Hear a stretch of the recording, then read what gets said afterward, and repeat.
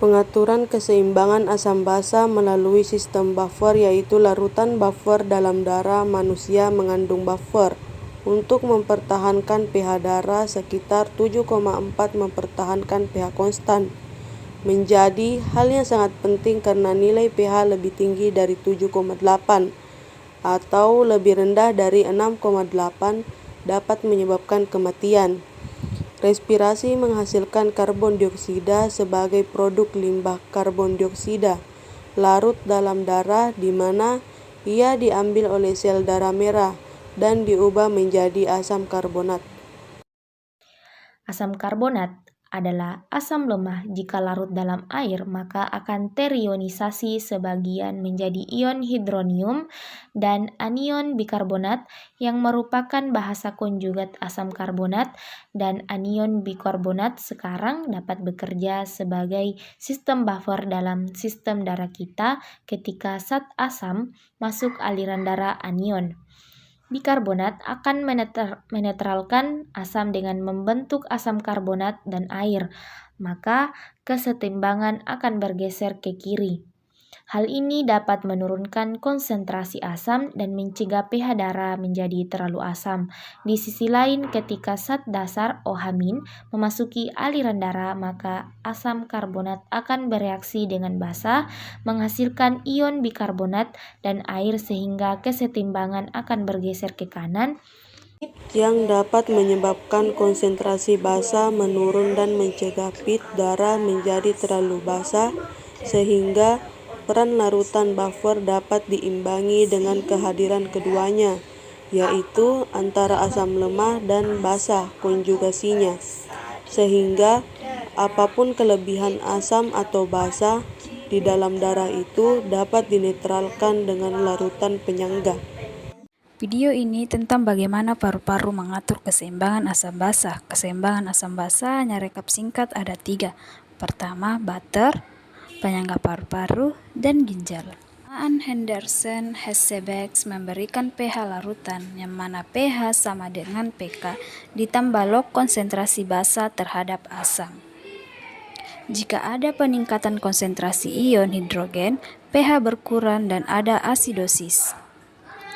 Jika ada konsentrasi ion hidrogen lebih rendah, pH naik dan itu alkalosis. pH normal dalam sekitar 7,4. Pasangan penyangga yang paling penting adalah pasangan karbon dioksida bikarbonat.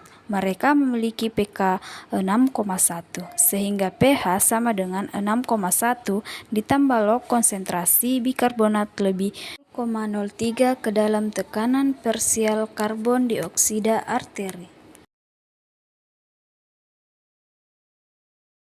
Tingkat karbon dioksida ini adalah apa yang diatur oleh paru-paru, kemoreseptor di badan karotis, dan aorta. Kemoreseptor sentral berespon terhadap perubahan konsentrasi ion hidrogen di CSP, dan reseptor perifer terhadap perubahan tekanan parsial kadar oksigen arteri, juga konsentrasi ion hidrogen dan pH darah.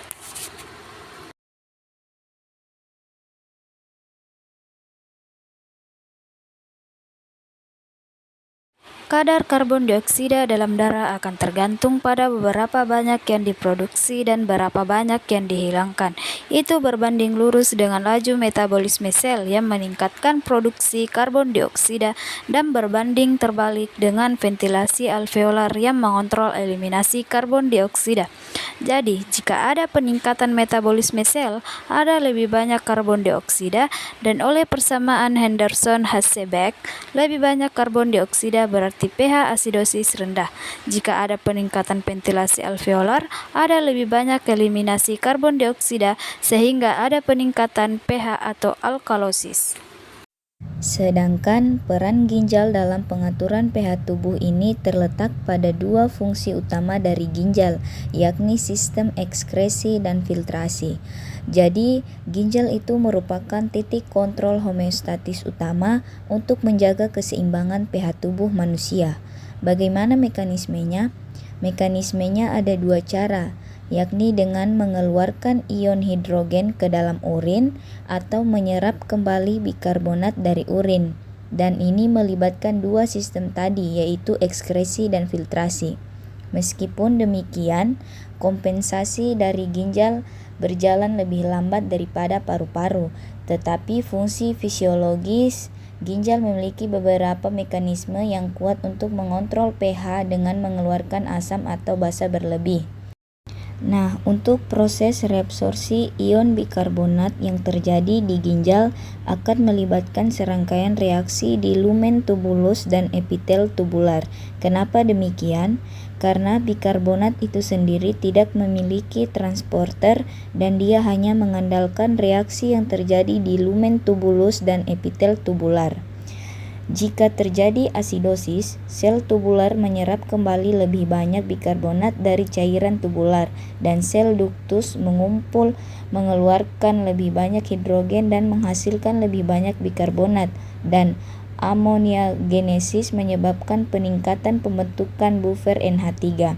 Dan sedangkan jika terjadi alkalosis, ginjal dapat mengeluarkan lebih banyak bikarbonat dengan mengurangi sekresi ion hidrogen dari sel epitel tubular dan menurunkan laju metabolisme glutamin dan ekskresi amonium.